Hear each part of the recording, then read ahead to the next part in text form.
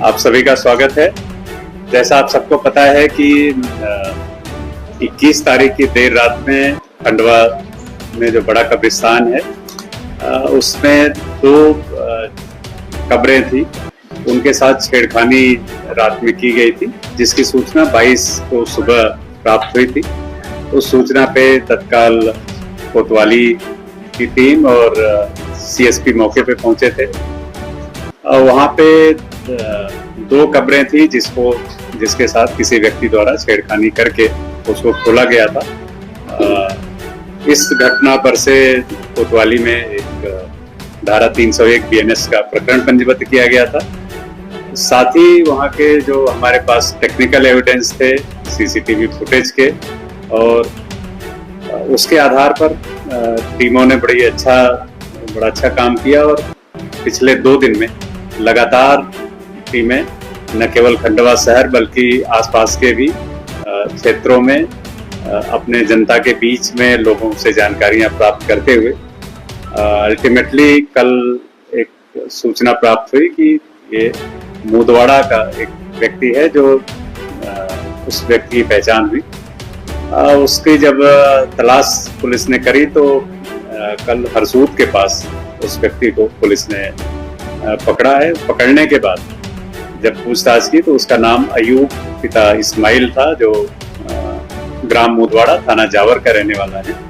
50 वर्ष उम्र है और इस व्यक्ति ने न केवल 21 की रात की घटना को कबूला बल्कि 19 मई को बड़े कब्रिस्तान में और साथ ही सिहाड़ा में भी जो छोटा कब्रिस्तान है वहाँ पे भी इसके द्वारा कब्रों के साथ छेड़खानी की घटनाएं की गई थी।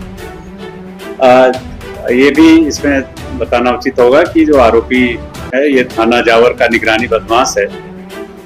2008 से लेकर 2011 के समय में करीब 11 मामले इसके विरुद्ध दर्ज थे। इन प्रकरणों में इसके द्वारा 2 हत्या के मामले भी तो किए थे।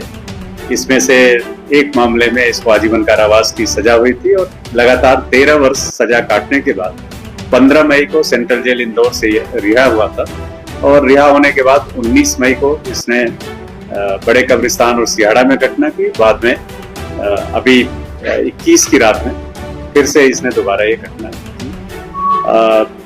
उसके बारे में हम लोग जानकारी ले रहे हैं। जो प्रथम दृष्टया पूछताछ में पता चला है कि जेल में उसको कोई एक तंत्र करने वाला एक कोई अपराधी मिला था, जिसके द्वारा बताया गया था कि तुम अगर किसी इस तरह से कब्र में से कोई महिला हो, उसके अगर बाल को सामने रख के और कोई पूजा करते हो, तंत्र करते हो, तो तुम्हारे पावर बढ़ जाएगा। इस तरह का उसको किसी ने बताया था और उसी के बाद से ये 3 घटनाएं जो उसके द्वारा की गई, उसी तंत्र की तांत्रिक क्रिया के लिए इस तरह की घटनाएं कारित की गई।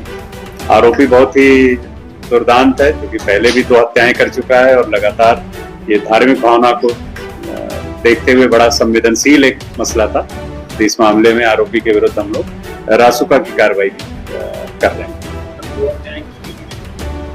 अभी जो जानकारी प्राप्त हुई, अपनी ही 2 पत्नियों की इसके द्वारा पूर्व में हत्या की गई थी, जिसमें एक प्रकरण में इसको आजीवन कारावास की सजा।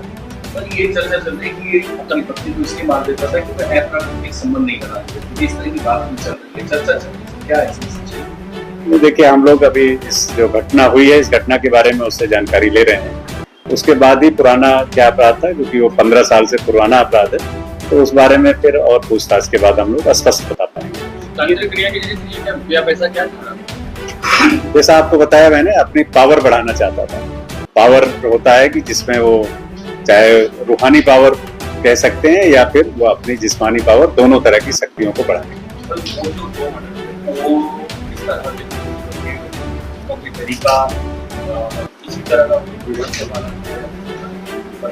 तो क्योंकि अभी हम लोगों का पहला जो फोकस था कि आरोपी से जो घटनाएं अभी तात्कालिक हुई हैं, इन घटनाओं के बारे में करें, क्योंकि ऑलरेडी उसमें सजा हो गई है और पूर्व में जेल में भी बड़े लंबे समय तक रहा है। तो हम बाकी चीज़ों की भी जानकारी, पुराने अपराधों की, जेल में उसके जो कंडक्ट था उसके बारे में सब जानकारियां प्राप्त की। सर, लीक की बात आ रही थी, अभी इस तरह की कोई पुष्टि अभी नहीं हुई है।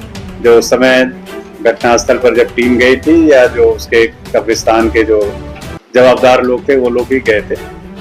इस तरह की कोई पुष्टि उस समय नहीं हुई। अभी पूछताछ में जो मैंने बताया कि तांत्रिक क्रिया के कारण ये घटना कारित करना प्रथम दृष्टया उसने बताया है। बाकी